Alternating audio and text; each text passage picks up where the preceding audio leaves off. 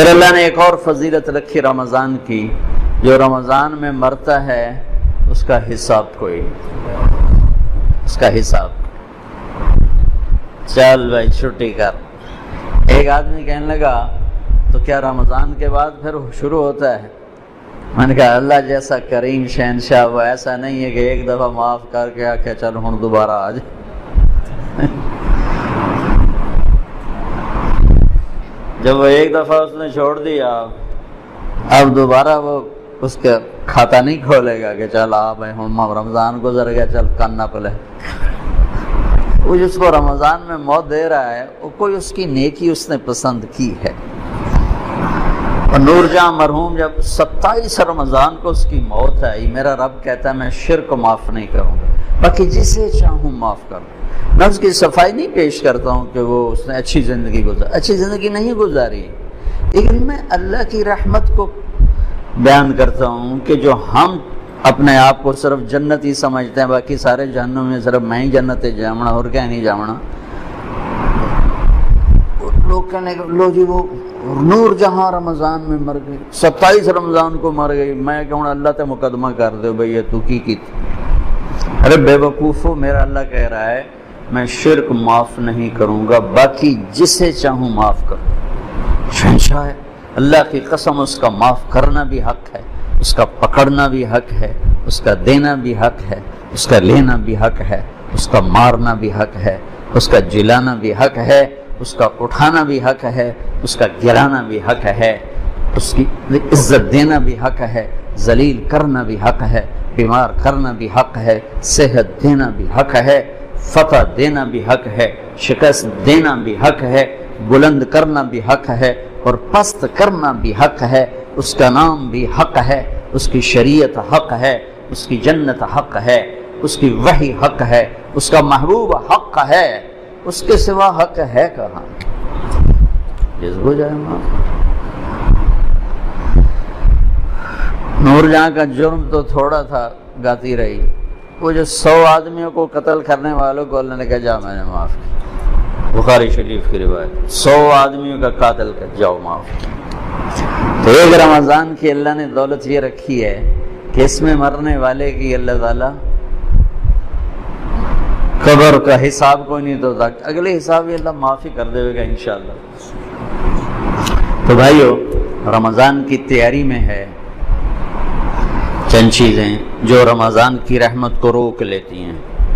ایک شراب کی عادت رمضان کی رحمتوں کو روک دے گی، ایک ماں باپ کی نافرمانی رمضان کی رحمتوں کو روک دے گی، ایک رشتہ داروں سے لڑائی جھگڑے یہ رمضان کی رحمتوں کو روک دے گی، ایک دل میں نفرت پالنا کسی کی یہ رمضان کی رحمت کو روک دے گی۔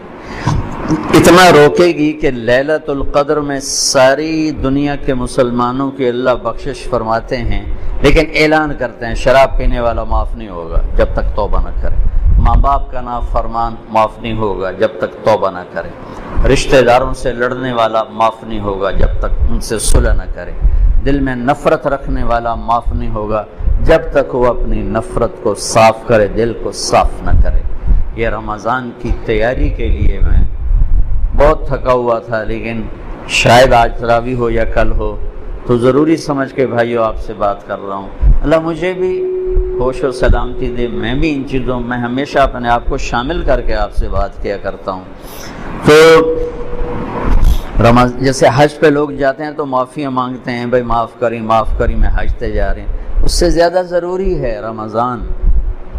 جتنے فضائل رمضان کے ہیں اتنے حج کے نہیں ہیں، جتنے فضائل رمضان کے ہیں اتنے حج کے نہیں ہیں۔ لوگ حج پہ جانے سے پہلے معافی مانگتے ہیں، ارے میرے بھائیو رمضان آنے سے پہلے اگر میں اور آپ کسی سے لڑے ہوئے ہیں اللہ کے واسطے صلح کر لیں، خاص طور پر قریبی رشتہ ہے صلح کر لیں، خاص طور پہ والدین بیوی ہے بہن بھائی ہیں رشتہ دار ہیں صلح کر لیں۔ میرے رب کی بارگاہ میں رشتہ داروں سے حسن سلوک یہ اتنا بڑا عمل ہے کہ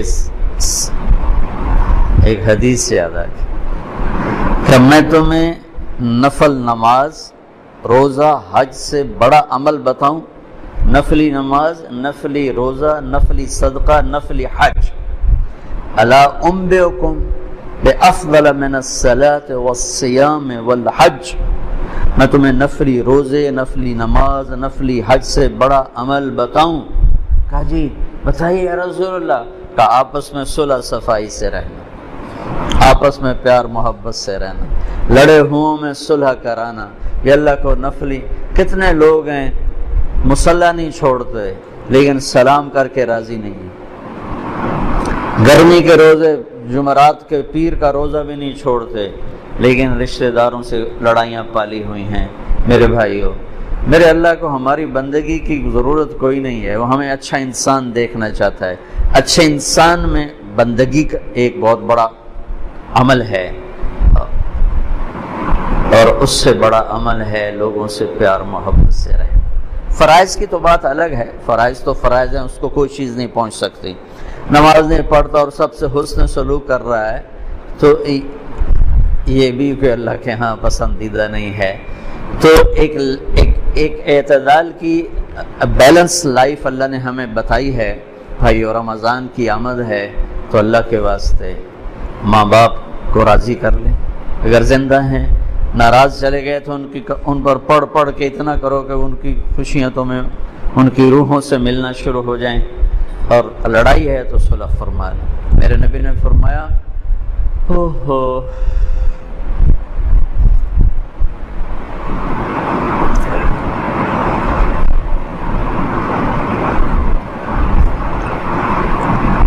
میری ماں ہوتی، میں عشاء کی نماز کے مصلی پہ سورۃ فاتحہ پڑھ رہا ہوتا اور میرے گھر سے آواز آتی محمد، تو میں نماز توڑ دیتا، فرض نماز کا میں نماز توڑ دیتا۔ اور جب آخری رات ہوتی ہے تو اللہ تعالیٰ فرماتے ہیں میرے بندوں کے دن کے روزے اور رات کی نماز پر میں نے سب کی بخشش فرما دی۔ انطلقوا مغفورا لکم، جاؤ میں نے تمہیں معاف کیا، تمہارے سب اللہ تعالیٰ نے بخش دیے۔ یہ رمضان کی برکت سے اللہ نے اس امت کو یہ دولت نصیب فرمائی۔ جو پہلے امتوں کو یہ دولت نصیب نہیں تھی، ان کا روزہ بھی مشکل تھا اور ان کا اجر بھی ایسا نہیں تھا کہ جنت مزین کی جا رہی ہو اور مخلوق دعا کر رہی ہو اور شیطان قید ہو جائیں اور جنت کے دروازے کھل جائیں اور جہنم کے دروازے بند ہو جائیں، اور اللہ تعالیٰ روزانہ جنت کو تیار کرے کہ میرے بندے آ رہے ہیں، تو تیار ہو جا، میرے بندے آ رہے ہیں۔ یہ اس امت کے لیے یہ دولت رکھی گئی، اور اللہ کو ہماری بھوک پیاس نہیں چاہیے، یہ ہر عمل ہمارے فائدے کے لیے، ہر عمل ہمارے فائدے کے لیے۔ اور اللہ تعالیٰ نے اس روزے کو عجیب طرح اس کی فضیلت بیان کی ہے۔ نماز کا بدلہ جنت، حج کا بدلہ جنت، زکوٰۃ کا بدلہ جنت، ذکر کا بدلہ جنت، تلاوت کا بدلہ جنت، تبلیغ کا بدلہ جنت، تہجد کا بدلہ جنت، صلہ رحمی کا بدلہ جنت، سخاوت کا بدلہ جنت، معاف کرنے کا بدلہ جنت، تواضع کا بدلہ جنت، جھک جانے کا بدلہ جنت، محبت کا بدلہ جنت، ایثار کا بدلہ جنت، قربانی کا بدلہ جنت، قرآن کی تلاوت کا بدلہ جنت، تنہائی میں ذکر کا بدلہ جنت، سارے اعمال کا بدلہ جنت۔ اور روزہ، اللہ نے کہا روزے کا بدلہ تمہارا رب خود ہے، تمہیں اللہ ملے گا۔ جب اللہ ملے گا تو سب کچھ ملے گا۔ ہارون کی ایک باندی تھی، اس کا نام تھا خالصہ، ذرا سانولی سی تھی۔ ہارون کی 3000 باندیاں تھیں، ایک سے ایک بڑھ کر حسین تھی۔ وہ خالصہ کو ذرا ترجیح پروٹوکول دیتا تھا، تو باقی حیران ہوتے تھے کہ یہ ایویں بھیڑی جائی نو کیویں ایڈا سر تے چاڑی ودا۔ تو ایک دن دربار تھا تو ہارون نے کہا جو جس پہ ہاتھ رکھے گا اس کی، تو لوگ بھاگے دوڑے، کوئی ادھر کوئی ادھر کوئی ادھر، کوئی اے میری اے میری اے میری اے میری۔ وہ خالصہ کھڑی رہی تو ہارون نے کہا تو نے کوئی نہیں پسند کیا، کہنے لگی مجھے ضمانت چاہیے، جسے پسند کروں وہ پھر میرا ہی ہو۔ ہاں ہاں ہم نے اعلان کر دیا ہے۔ تو اس نے جا کے ہارون کے کندھے پہ ہاتھ رکھ دیا۔ انہوں نے کہا تو لب گیا تھا ہر شے لب گئے تھے، کملے آن کوئی ایدے بجے کوئی ایدے بجے، جن تو لب انہوں ہر شے لب گئی۔ تو میں اللہ پہ قربان جاؤں گا، تو تم روزہ رکھو، میں تمہیں مل جاؤں گا، میں مل جاؤں گا۔ اور اللہ مل گیا تو پیچھے کیا رہ گیا؟ ان وجدتنی وجدت کل شیء وان فتنی فاتک کل شیء وانا خیر لک من کل شیء۔ میرا بندہ میری طلب میں آ، میں ملوں گا تجھے سب ملے گا، میں نہ ملا کچھ نہ ملا، کچھ نہ۔ اللہ کو پا کے اللہ کی قسم کچھ نہیں کھویا، اور اللہ کو کھو کے اللہ کی قسم کچھ نہیں پایا۔ ساری دھرتی سونے چاندی کی بن جائے اور تمہارے سامنے غلام ہو کر قدموں میں آ پڑے اور اللہ تم سے دور ہو گیا تو کچھ نہیں پایا۔ اللہ ہمیں آزمائش سے بچائے، عافیت سے اپنا ساتھ نصیب فرمائے۔ مثال کی بات کر رہا ہوں، سب کچھ کھو دیا، سب کچھ کھو دیا،